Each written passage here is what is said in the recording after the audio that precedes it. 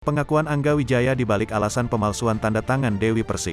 Angga Wijaya mengakui dirinya telah memalsukan tanda tangan Dewi Persik dalam kontrak pekerjaan. Angga Wijaya menjelaskan, tujuan memalsukan tanda tangan Dewi Persik untuk mempercepat kesepakatan kerja dengan klien. Angga Wijaya mengaku jika saat pemalsuan tanda tangan, komunikasinya dengan Dewi Persik sangat buruk.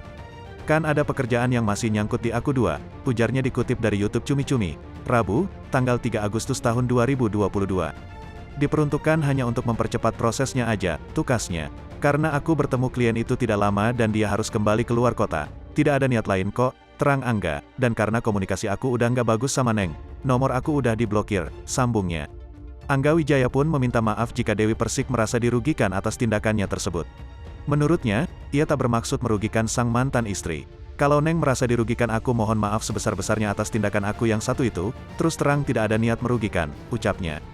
Kondisi Angga Wijaya setelah cerai dengan Dewi Persik. Angga Wijaya menceritakan kondisinya setelah bercerai dengan Dewi Persik. Jika sebelumnya Angga Wijaya tinggal di rumah mewah bersama Dewi Persik, kini dirinya hidup sederhana di kos-kosan. Angga Wijaya mengaku tinggal sendirian di kosan tersebut.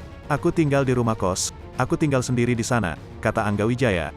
Dikutip dari YouTube Intens Investigasi, Selasa, tanggal 2 Agustus tahun 2022. Meski tinggal di kos-kosan, Angga tetap merasa bersyukur. Pria berusia 35 tahun ini merasa tempat tinggalnya sekarang cukup layak. Ia mengatakan bahwa kini hidupnya tak perlu dengan gaya mewah dan sesuai kemampuan. Kalau buat aku pribadi sih cukup. Ya ngapain mewah-mewahan, biaya besar, ucap Angga. Bergayalah sesuai isi dompet. Kalau kita nggak punya ngapain gaya-gayaan, sambungnya.